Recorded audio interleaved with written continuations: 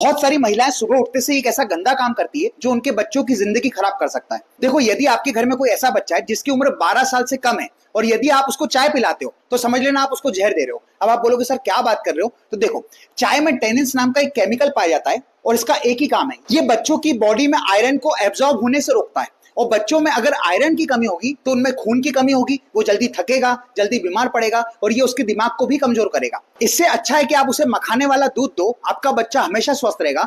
बहुत सारी महिलाएं जानकारी ना होने के कारण ये गलतियां कर रही है, इसलिए